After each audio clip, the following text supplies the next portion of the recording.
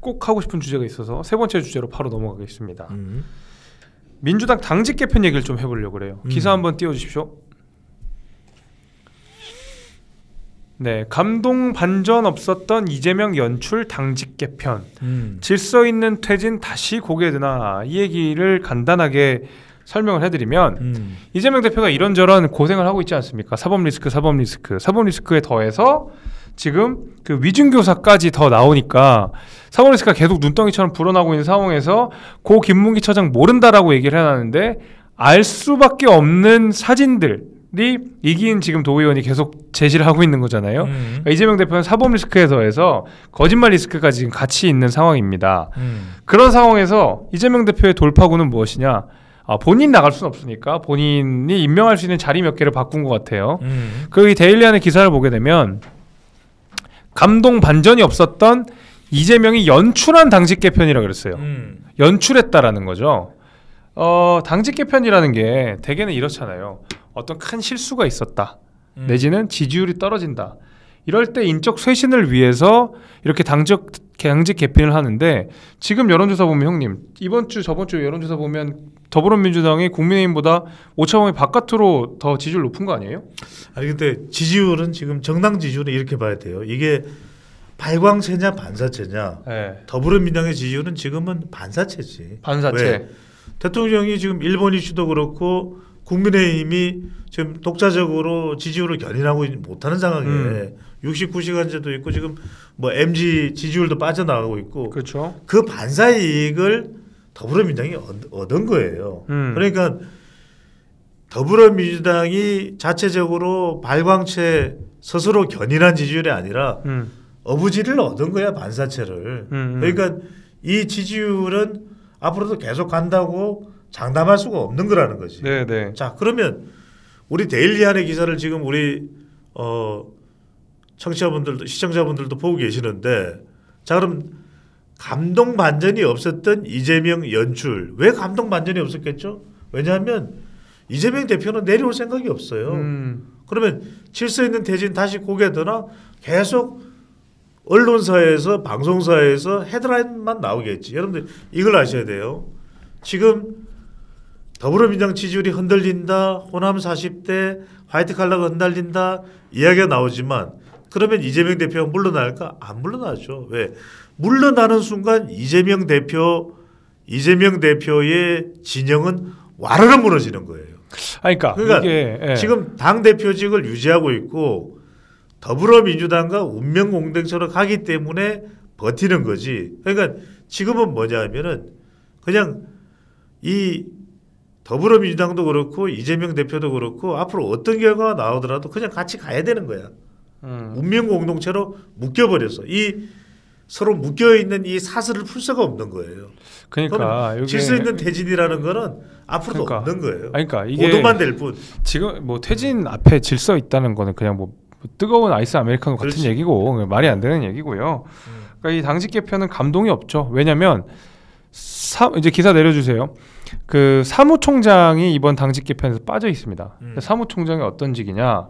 공천의 핵심이죠. 공천을 관장하는 직이 사무총장이기 때문에 이 사무총장을 바꾸지 않았다는 건 다 곁가지를 뭐 쳤다는 얘기밖에는 안 되는 거고, 제3사무부총장이 바뀌긴 했어요. 뭐 박상혁 의원인가로 바뀌긴 했는데 제3사무부총장이 뭐 하는 직인지 찾아봤더니 뭐 정당의 미래 플랫폼 만들고 이런 거거든요. 근데 제가 정당에서 일을 해봤잖아요. 또 비대위원도 해보면서 지도부도 해봤잖아요. 정당에서 플랫폼, 미래, 뭐 무슨 IT, 디지털 이런 거 들어간 거 치고 제대로 된 게 하나도 없어요. 그게 뭐냐면 결국 여기도 격가지라는 소리입니다. 그러니까 사무총장과 비슷한 자리가 전혀 아니에요. 그러니까 그리고 게다가 김의겸 대변인도 이번에 뭐 경질은 됐지만은 김의겸 대변인은 뭐 거짓말 논란에 뭐 무슨 왜곡 논란에 거기다가 뭐 청담동 술자리 똥볼 차고 이런 것들 때문에 이미 몇 개월 전부터 대변인으로서의 신망을 완전히 잃었던 사람인데 계속 미루고 있다가 결국에는 이제 와서 개편한다고 내보낸다고 하니까 저는 좀 글쎄요. 좀 이번 개편에 감동이 없을 수밖에 없는 이유가 그러니까, 바로 그런 데 있다. 그러니까 우리가 지금 뭐 한동훈 장관 이야기부터 이재명 대표 이야기를 했는데 위정교사 이야기를 했는데 검사 사칭하고 그 이야기는 뭐냐면 이재명 대표와 관련된 이 수사 리스크는 안 없어지는 거예요. 네. 그냥 이 검사의 시간에서 판사의 시간으로 넘어갈 뿐이지 더불어민주당 지지자들이 개딸이나 양아들이 아무리 원하더라도 이 리스크는 해소가 안 돼.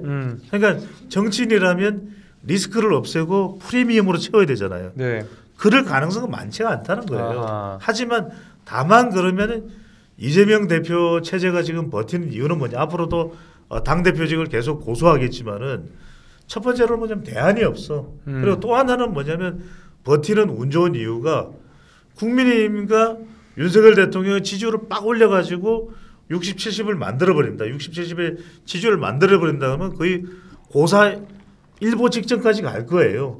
그런데 그러지도 못하고 있어. 그러니까 더불어민주당도 대안도 없고 그리고 국민의힘이나 윤석열 대통령도 지지율을 못 올리니까 그래 총선 가자.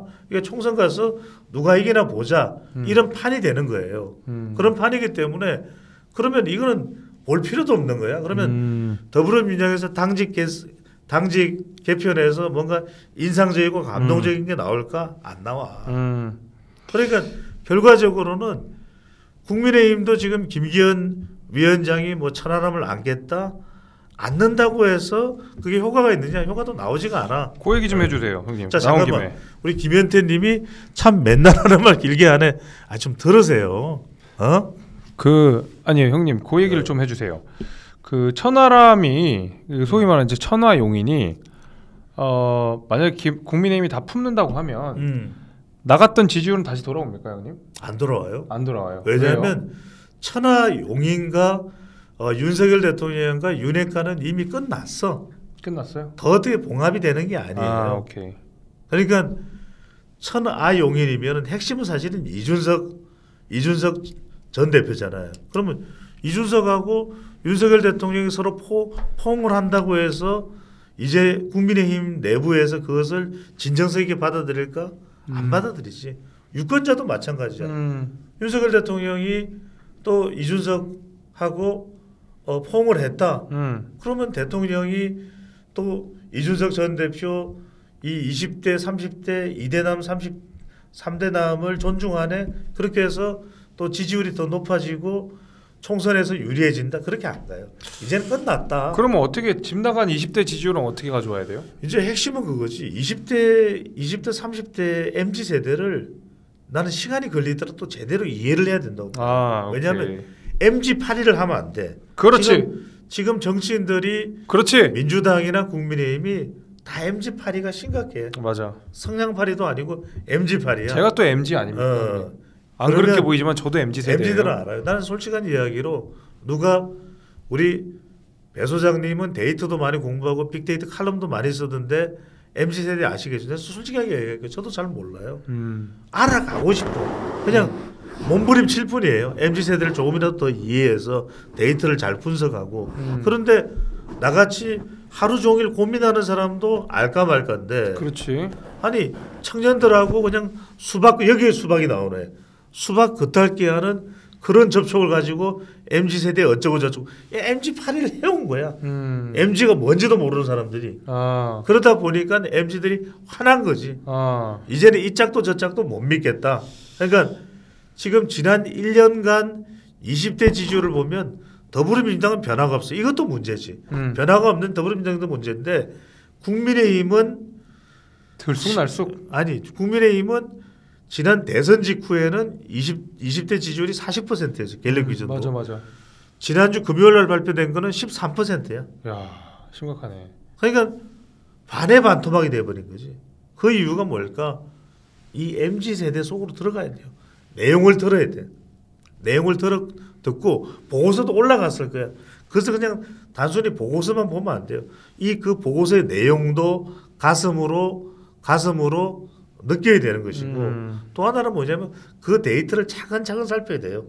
과연 MZ 세대가 원하는 게 뭘까? MZ 세대 내에서도 서로 요구하는 게 다를 수도 있어요. MZ 세대가 처한 상황도 다를 수가 있어. 그걸 보면서 과연 그래도 우리가 어떤 정도로 MZ세대와 관련된 정책을 69시간도 맞아. 시간이 중요한 게 아니야. 계속해서 이 MZ세대들이 노동과 관련해서 이야기 나왔던 건 뭐냐면 정말 직장 갑질 좀 없애달라. 제대로. 그 직장 갑질을 좀 없애버릴 수 있는 제대로 된 법. 뭐 근로기준법 이런 거 말고 제대로 된 거.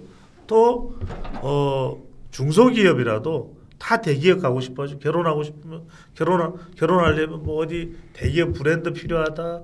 또 연봉은 얼마 되냐 이런 게 중요할 수밖에 없거든. 그런 것들을 어떻게 좀 격차를 해소할까. 중소기업도 환경이 좋게. 또 안전이야.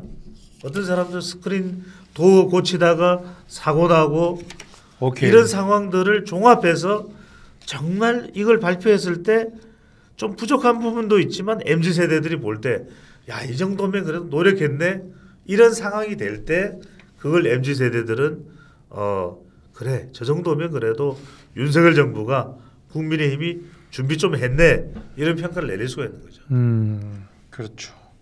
그러니까 사실 저도 지금 걱정이긴 해요. 그러니까 MZ 세대 요거 관련돼서는 뭐 제가 이제 걱정하는 부분은 이런 거죠. 그 박근혜 전 대통령이 당선됐을 때에 그때 보수 정당은 원래 이제 젊은 층의 지지를 받던 정당은 전혀 아니었고 실제로 지지를 박근혜 때도 지지를 받았다고 하기에는 뭐 지지율이 그렇게 막 드라마틱하게 높진 않았지만은 적어도 대선 당시에 양극화 해소랄지 뭐 좀 젊은 세대들을 위한 여러 가지 정책들을 냈었어요. 이 그 박근혜 대통령이 당선될 때에.